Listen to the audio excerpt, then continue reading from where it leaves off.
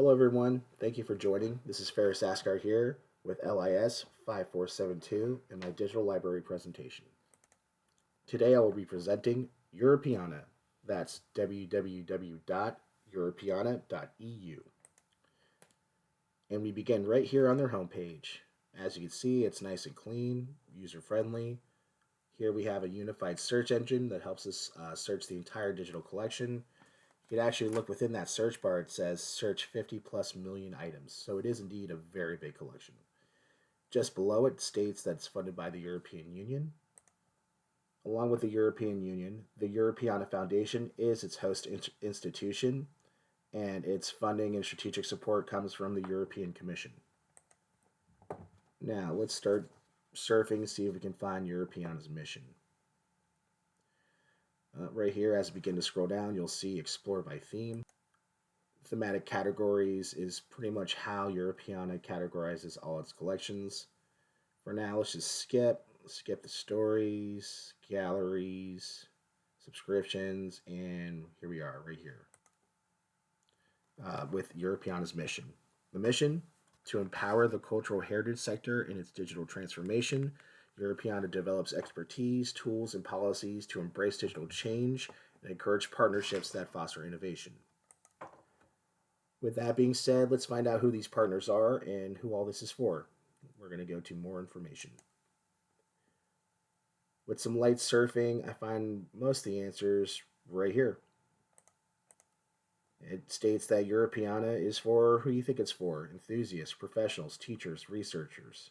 Anyone that wants access to this information, it's free to everyone. Why? To inspire and inform fresh perspectives and open conversations about the history and the culture. Love it.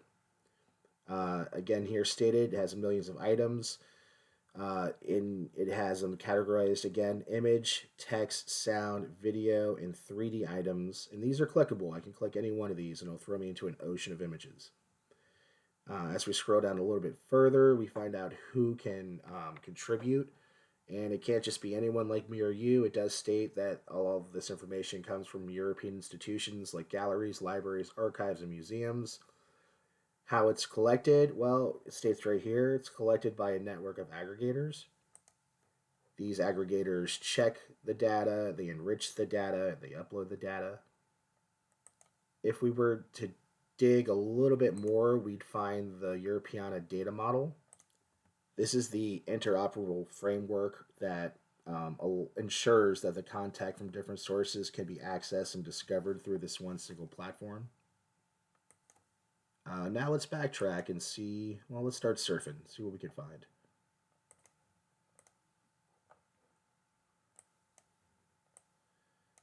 So for me, I was an undergrad history major, European history, plenty there. So let's just start with some random event. I'm going to write Dunkirk. Now with just that, you can see top left here, I have 1,500 plus results. Towards the right here, you can see how it kind of filters it. Again, by theme, it's a big one for them. Types of media, again, the text, the image, the sounds, the videos.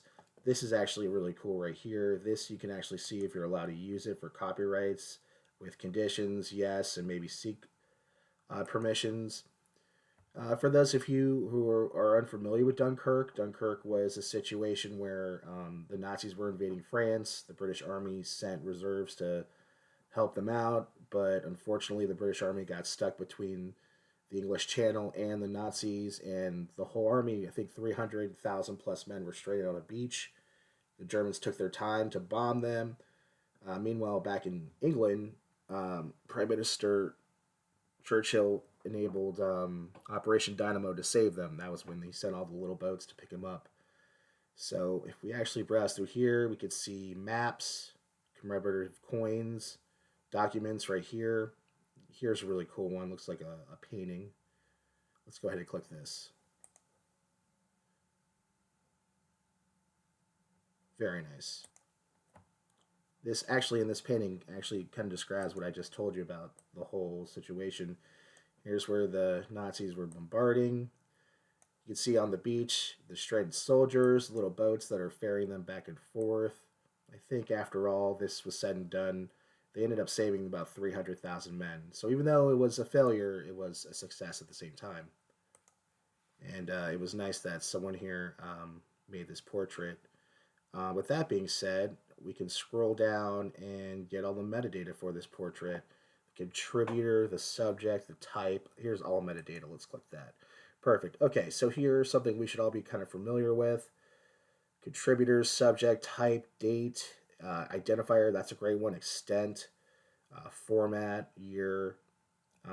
Really cool. Here's all your metadata. Very nice. Very nice. Right? So you could do that with really anything. I definitely recommend this website for government informatics, library, digital libraries again. Museum informatics would be a good one as well. If I wanted to continue to search, they do have an advanced search bar. If I click on that, you can again put in what's, when's, where's, modifiers in clearer terms. I can really only assume that 5 years from now, Europeana will have an even bigger collection. And I mean, there is actually no policy for how they're going to deal with it. I've actually looked over their policies, and they are actually really well written and easy to read, unlike some, but nothing to specify the development in the future. I guess maybe some sort of AI technology will be developed by then, make it a little bit easier to organize. But for now, the platform does use a very advanced data management system, and it seems like it's working pretty well. Well, thank you for listening. Firas Askar out.